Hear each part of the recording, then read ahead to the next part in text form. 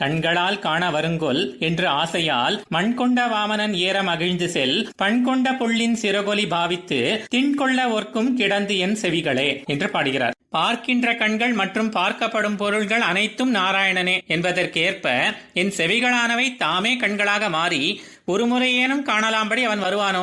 செவிகளுக்கு பார்க்கும் திறன் இல்லை என்றாலும் கண்களிடமிருந்து பார்வையை களவு செய்தாவது காண வேணும் என்று உள்ளன. சரி, இப்படி செய்தால் வந்து விடுவானோ எனில் பகவத்கீதையில் கூறியது போல அவனை நோக்கி நாம் எடுத்து வைக்கும் ஒவ்வொரு அடியையும் அவன் வீணாக விடுவதே இல்லை. என் செவிகளுக்கு அவனை பார்க்க வேணும் என்று ஆசை. அந்த ஆசையை நேரில் காணவாவது அவன் வரமாட்டானா என்கிறார்.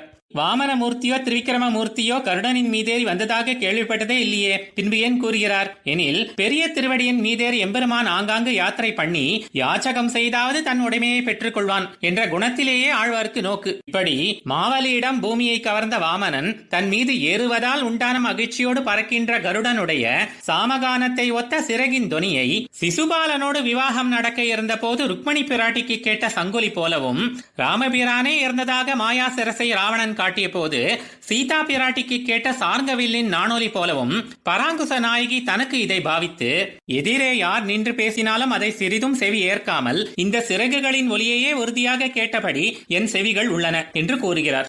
ஆழ்வார் எம்பெருமானார் ஜீயர் திருவடிகளே சரணம்.